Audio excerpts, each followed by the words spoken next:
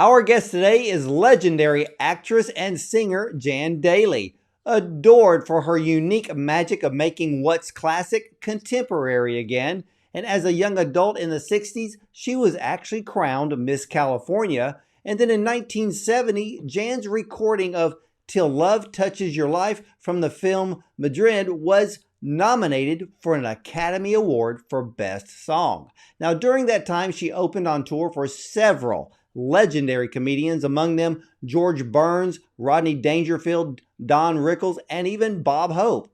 And Jan went on to accompany Bob Hope on tour, performing to audiences around the world, including U.S. troops in Vietnam, and with Bob Hope Christmas Tour 50 years ago. Now, with her incredible vocals, Jan became a frequent guest on The Tonight Show starring Johnny Carson, along with The Carol Burnett Show and many others. But this year, Jan was inducted into the Women Songwriters Hall of Fame, capping a career spanning over 50 years. So, ladies and gentlemen, let's welcome multi-talented singer, songwriter, even an actress, Jan Daley to the show. Welcome, Jan. Well, good morning. It's morning here in Los Angeles, so I'm very happy to be here. Well, I have Um, to say that for someone's career that spans 50 years, you don't look that old. well, I try my best, I eat the right foods, exercise every day, we call it a slog, a slow jog every day. And I think, I know this is going to sound funny, but I think God has preserved me for this moment. And this year has been just phenomenal for me. And really just shattering, images of women this certain age that are still kicking.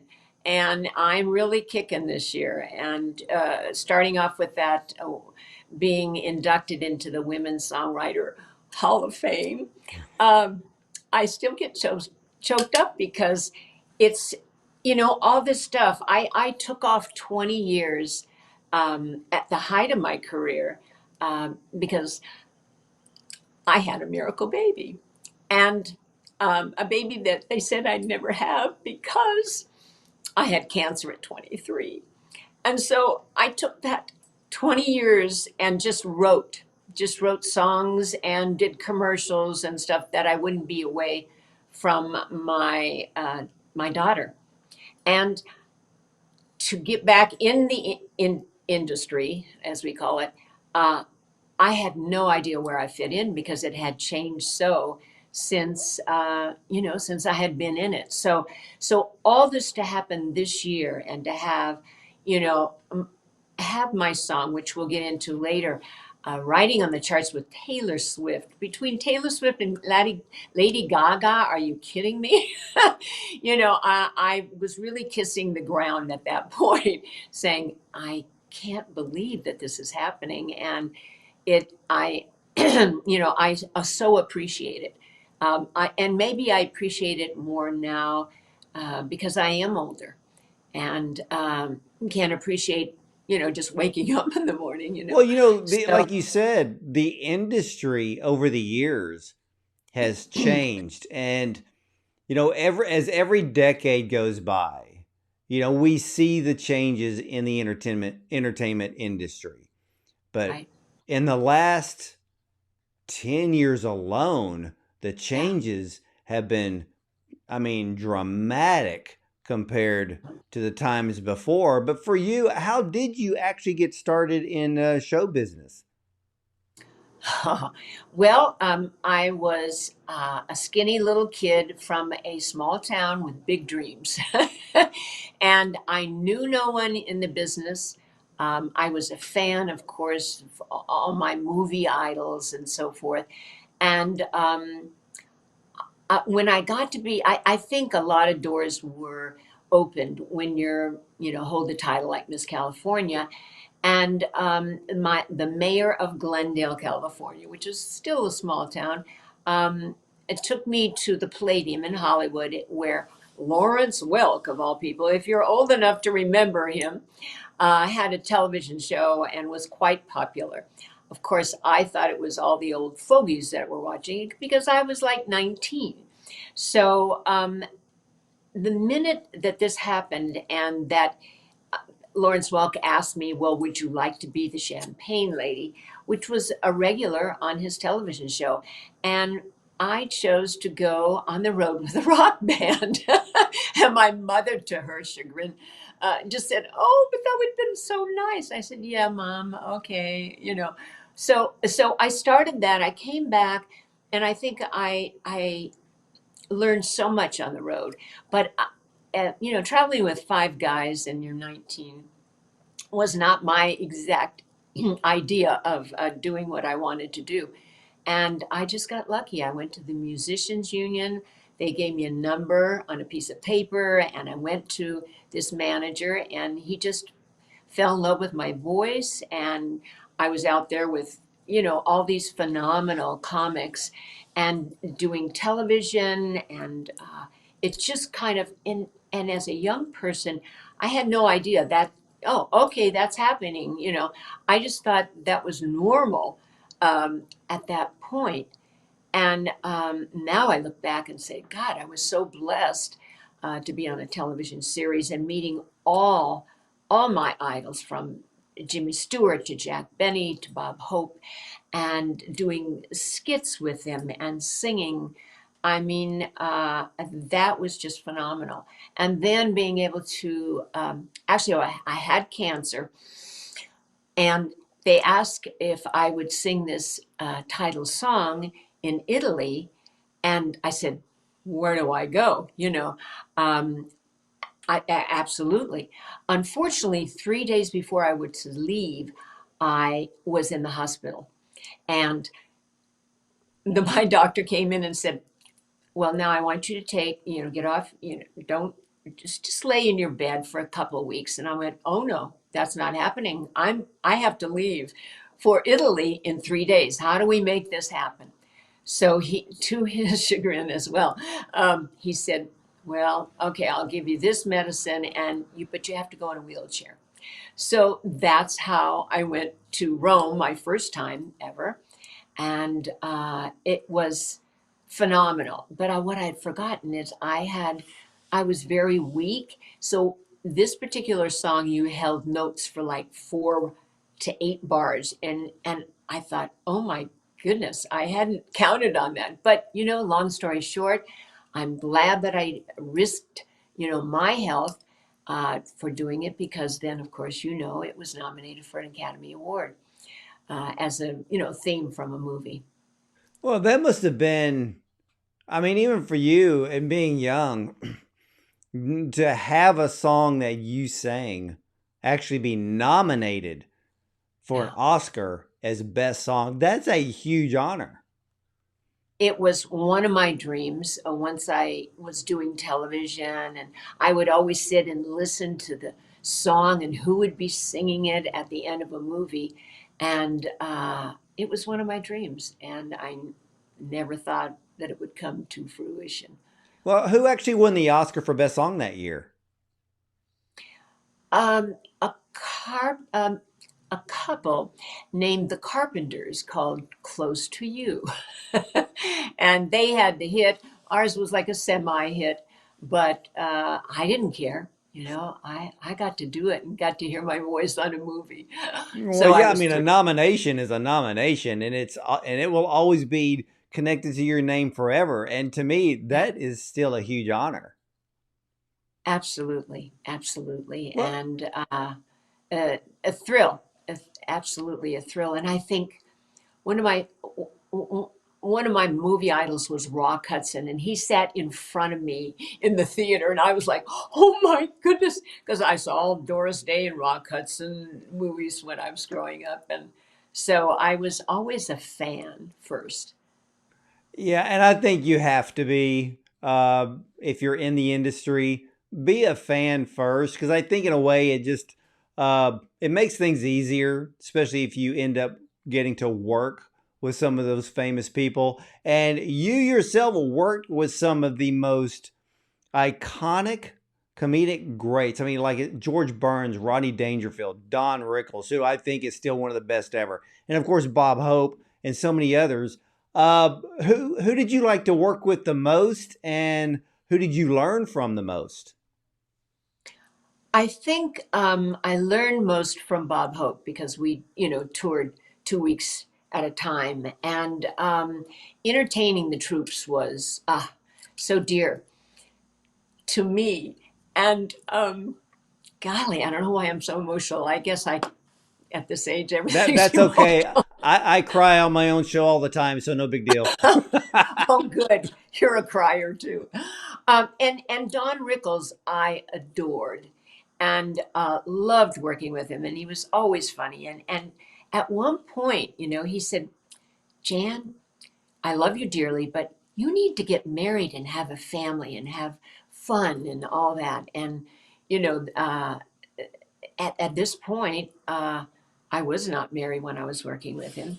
And so, I mean, he was a very family oriented man. And, he got all his frustrations out on the stage. So he was just a sweetie pie, behind stage. And those two were high on my list. Well, I understand that you entertained troops around the world with Bob Hope, but your own father was shot down while picking up POWs. Did your father survive? No, no. And I never got to meet him. I was born 2 months before he was shot down, and it was 2 months after World War II had ended. And so a lot of GIs were just sitting around waiting to go home and get their orders, and he volunteered for this and was shot down after the war.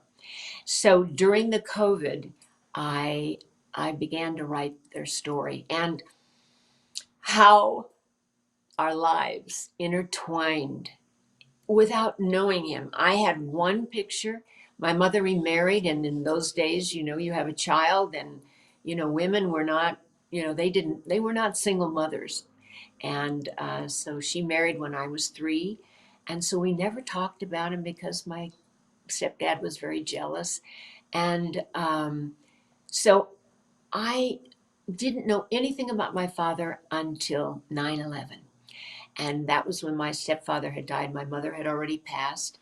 And I said, please, God, she must have saved something in my father. And sure enough, we found 2 boxes full of love letters and pictures. And because when you are, you only know one half of your family, you don't know why you are the way I was. My mother was just a great, mom and housewife, but I didn't know where I got this flair. And the first picture I pulled out of my dad, my father was standing like this. And that was it. I went, oh my God, that's where I got it. And just seeing a lot of things, pictures, it, it just brought tears because finally I was finding out why I was the way I was. And also, another picture I took out, and there's my father. The only thing I did know is that he was stationed in Alaska before he went to Europe. And there he's standing next to Bob Hope. And I just said, this is a book, this is a movie, this is something. And it just, the way that our lives have intertwined, uh, it's just amazing. It's almost where finding out was a long awaited confirmation for you. Exactly. Oh, and I forgot to tell you that one of my letters, he and my mom's mom were very close. They had the same birthday.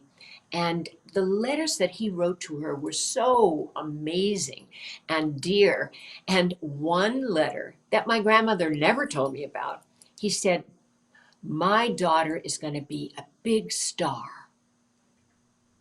I mean, and my grandmother never told me. And I just went, oh my God. this is like deja vu, that kind of thing. You know what is so amazing about that, Jan, is that you know in the book of Habakkuk in the Bible, God tells us to write down the vision, and your father literally wrote that down, Yeah. and Um, and like the word and like the Bible says, when you write down the vision, it will come to pass in in due time, but it will come to pass. And I'm thinking, oh my gosh, your father writes this down and in a way speaks it forth. It's ink to paper, it is there forever, and it came to pass. wow. That, that I hadn't really put those things together, but that is amazing. And boy, this year especially, I mean, uh, it just so many things. And I must interject and just say that Michael B. Sutton of Sound of LA found me through the Grammy organization, and but actually was introduced to me through John of Houston, who is a PR guy that lives in Houston. And he said, "You got to hear this Jan Daley." So he sent Michael a couple of cuts of me singing, and that was it. And we have had a great relationship of, I mean, he's restored my jazz identity, and we had a number one jazz album. Golly, now it's been like 4 years, I think.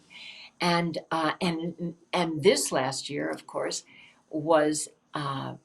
What's interesting is that songs that I wrote many years ago are now being revisited and people are loving them. And it's so reaffirming that, geez, I guess I did something right. Well, I heard your current single, "The Girls in Love," and I was listening to it over and over, and I got to thinking because when I first heard it, I said, "That's a bit country, but it suits your voice so well." Because I even picked, I said, I know somebody who sings like that. And I'm thinking, who is it? Who is it? Who is it? And I went, Trisha Yearwood has that type of sound that in that song, "The Girls in Love." And I was like, this song is so today. Oh, thank you. And what a compliment. And I love Trisha Yearwood. And, during that 20 years that I was writing songs, I was writing them for country artists because it, I was writing story songs. And so I was pitching them. Garth Brooks picked up one and kept it, and then it was at the end of his album. He've already chose things, things happen. And Leanne Rhymes had kept another song of mine for like a year, and then decided she didn't want to sing about her mother because she was older. So, just like I said, God was preserving my songs, and here they are. And now the country Music Association and Virgin Universal have jumped on the bandwagon, and I sent. Now, of course, Michael didn't know I was writing country songs, and he said, "Do you have any more songs? Because they're asking for more songs." I said, "Oh, sure." So I sent them six, and they went, "Oh my God, I think I might have three albums here." So to change, direction, it's just amazing and so reaffirming that all that work was worth it. Well, you wrote a song, "The Way of a Woman." And I saw that you have 5 different versions of that song. Why? Well, that was Michael. First we had the jazz, and that was the name of our album. That was really more in the jazz vein, and so when I was inducted into the Women's Songwriters Hall of Fame, they made that their official song, and it was just straight kind of pop. It wasn't. it's really not a jazz song, it's a pop song, right? So Michaels came in and he said, I, all the promoters saying, yeah, this is like, this is not jazz, this is a pop song. And that's the one that was riding between Lady Gaga and Taylor Swift. So when that, kind of, settled into its normalty, I guess, then Mike said, I'm going to make a smooth jazz version. I said, okay. And I love this version. It's great. Then he comes back and said, I'm going to do a global jazz version. I went, oh, okay. And, and it reminded me of Cher, her doing one of those things. And then he came back and said, you know, we haven't done country. I went, okay, I'll be interested in seeing how this comes out country. And sure enough, the country people picked it up. And it was like, I think it reached 23 or something. I don't know. It was, I mean, it's just phenomenal to have five versions Well, of this one. I like the remix version. The remix version of which remix? Oh, was it the country that you heard or just a No, remix? on the Way of the Woman, it's very pop oriented, Yeah. almost to where it would be heard in a dance club. Oh, okay. I think on Okay. Spotify it's the first one listed.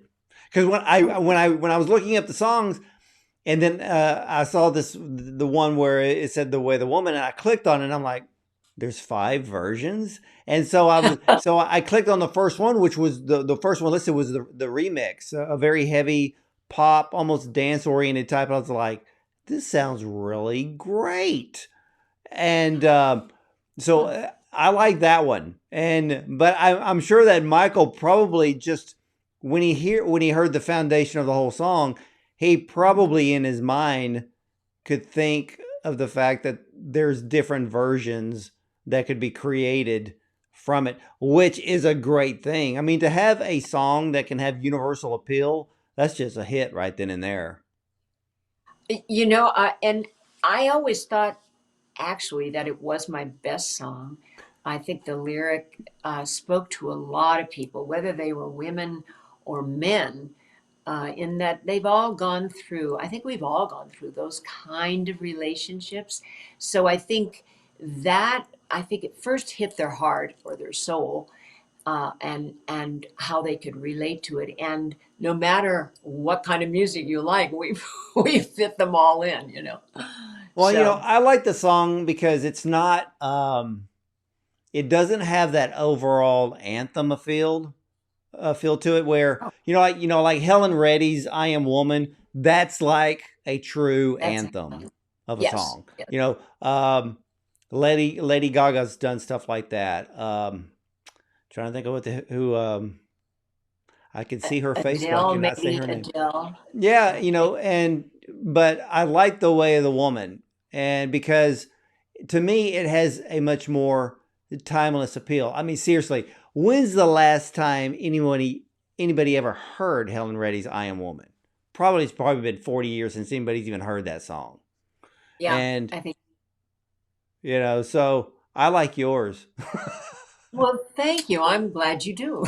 That's why we're talking here, I I think. know. Well, I've got to ask you too, because like you had mentioned, you were inducted into the Women's Songwriters Hall of Fame.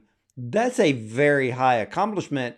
And for songwriters, they get excited if they write a hit song, but it's really being inducted into a Hall of Fame. That's really the pinnacle, correct? It is, and so gratifying at this age. And I keep saying that because you're writing and writing and writing for 20 years, and of course I continue to write, and you're not getting anyone to record them. And so that's what happened. We ended up recording six of my songs on the number one album.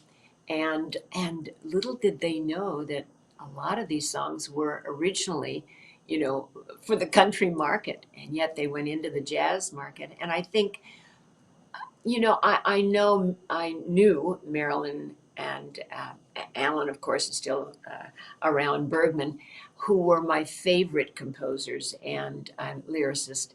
And they said a good song is a good song. It should be able to go through decades and time. And I think that's what happened.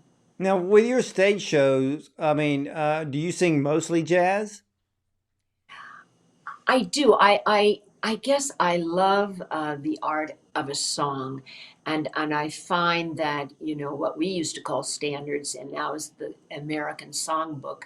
That's what I would do because I fall in love with the melody actually before the lyric. If the melody catches my ear, I'm like, okay, I'm listening. That kind of thing. And so I like to do that.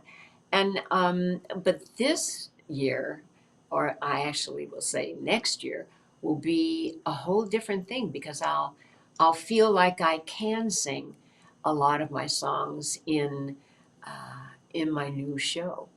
And I think it's the city girl meets the country girl. I don't know what it's going to be called, but it'll be a fun show because there's a lot of fun things that I've written, like "Eat Your Heart Out" and just honky tonk kind of songs, which is not at all my persona, but the lyric kind of tells the story, and it Well, always has to do with a guy, for me. because you have written so many songs, and when you do your stage show, do you ever sing or cover songs maybe from the Great American Songbook? Oh, absolutely. No, I grew up listening. My mother was a fan of American Songbook, but she was also a fan of big bands. And I did an album. I recorded an album with Les Brown Jr.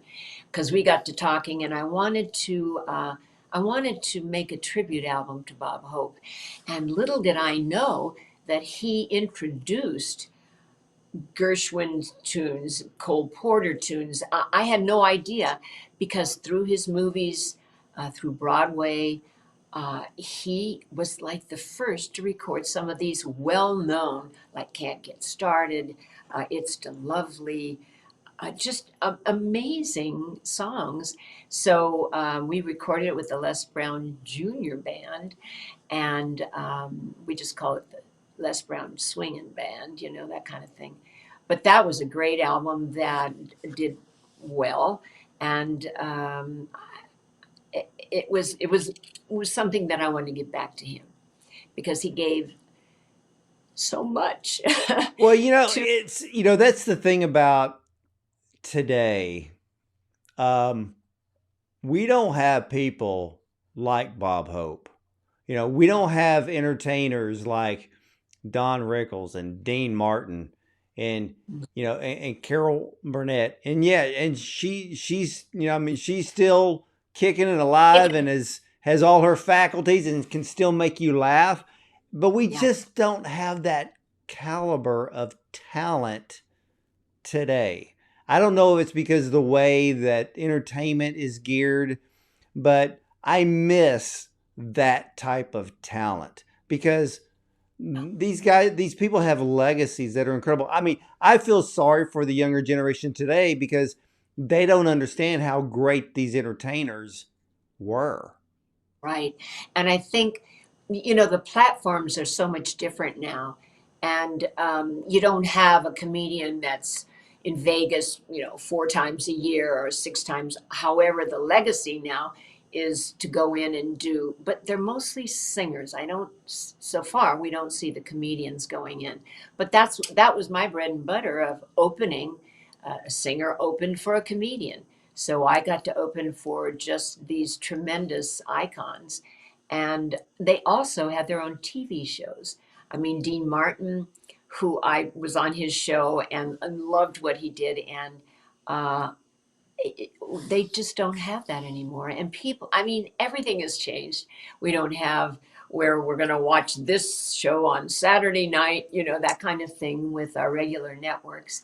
And I do miss that a wee bit. I Um, do. I mean, I miss the variety shows that we used yeah, to have on television, and like you said, I mean, you had Dean Martin, you had Carol Burnett, Burnett. you had Donnie and Marie Osmond, you had Sonny and Cher. There was all of these different types of variety shows.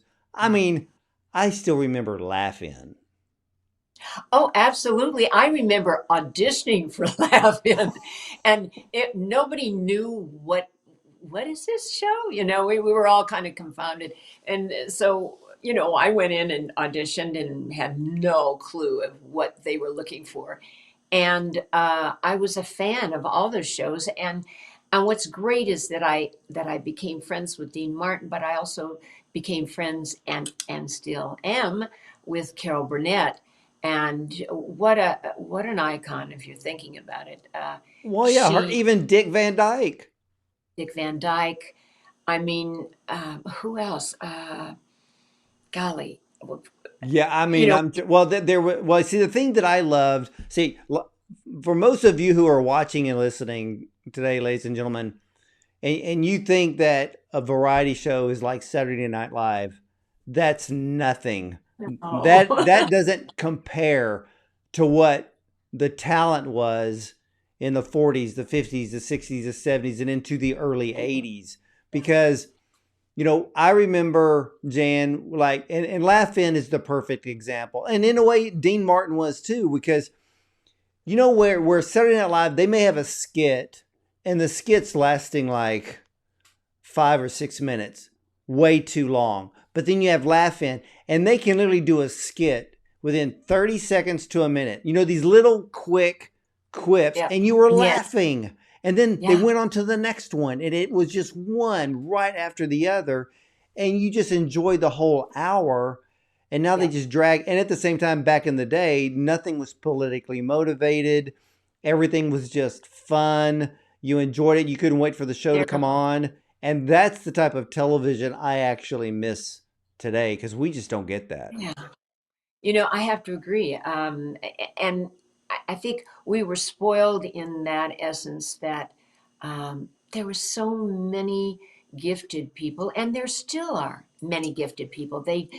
I guess the producers and writers are trying to come up with that, but it's such a different, really a different audience now too, who are TikTok watchers, and they're used to 4 seconds of this, and so they get bored really quickly, Well, whereas we were.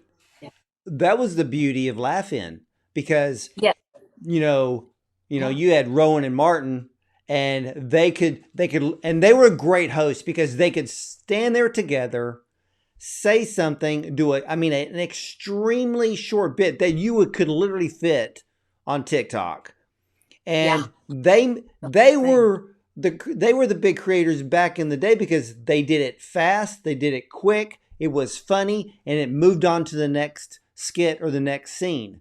And we don't Right, see that today. And I'm thinking, television executives today could literally bring something like that back, and we'd all be.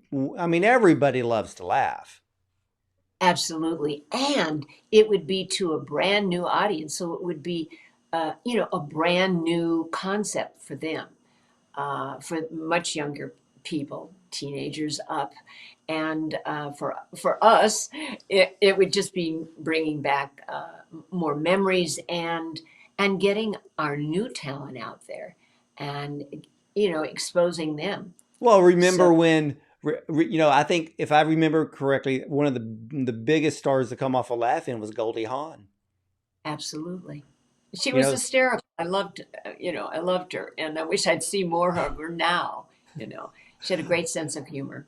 yeah, and and I look back because your career is just you have got to write a book. Well, I did. It's about this big so far, and but in a way, I want it to be a limited series because it's still going, and eh, there's so many things.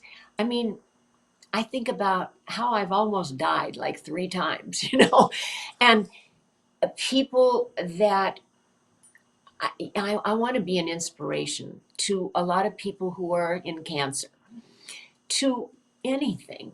it's so much in the mind, fixed at something else besides your illness. And I have a few friends that are going through things like this, and you can tell the difference between their recoveries because of their positive thinking. And I think that has so much to do with how you recover from these things. Well, how How long did you it take you to recover re- from your cancer battle? Pardon? How long did it take you to recover from your own cancer battle at the age of 23? Probably 2 years. And in the meantime, I was in and out of the hospital a lot. I was like, hemorrhaging this and that, and I just kept working as much as I could, and I didn't dwell on it. But I will say that after 5 years waking up, and I just went, 5 years, okay, I'm free, because that in those days that's what they would say, 5 years and you're, That's uh, you right. know, Yeah, you've you've five years, then they would say that you were cured. And then if you ended yeah. up getting it again, they didn't count it. They just counted it as a new case, is how they did it. And usually was a new case, but I had a girlfriend.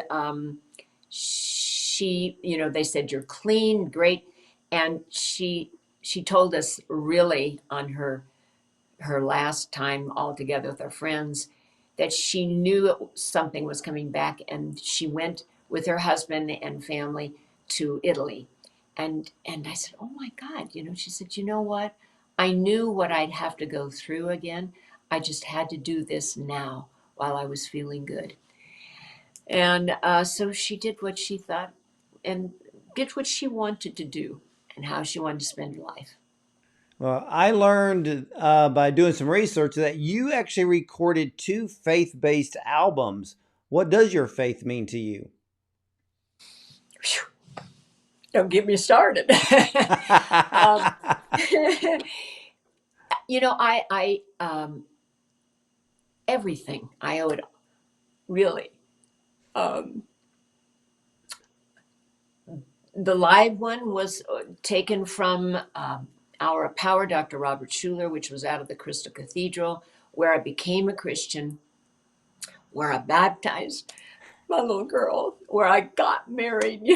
So this whole new kind of living, I I was a part of.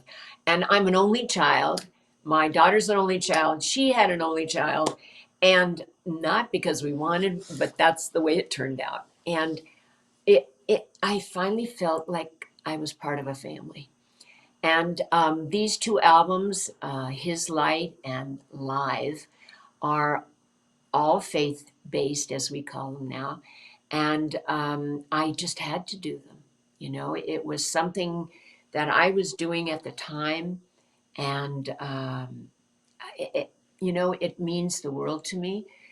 And I like to say that. And I think it's nice that you asked that because I like to share my faith with people and how it's helped me in every circumstance. Well, what And I love, Jan, is that, and I talk to a lot of people in the entertainment industry, and there are those who they're believers in Christ, but they don't say a word, based on maybe because they're a major film star and they don't want it to possibly harm their career or pigeonhole them. But I love the fact that when it comes to recording artists, a lot of them, I mean, if the world wants to know, they tell them. And I remember, this is probably just a few months back, I interviewed recording artist Jonathan Butler, and I asked him because he does jazz, he does blues, and he also had done worship albums. And I asked him, I go, "Do you bring all of those songs into your concerts?" He goes, "Oh yeah." He goes, "If we're doing jazz or we're doing blues," he goes, "Oh, I'll always pull out of a praise and worship song." And he goes, "The thing is most of my audience already knows that I had numerous albums on the charts. And he told me this story of this woman sitting on the front row. And she had just been diagnosed with cancer.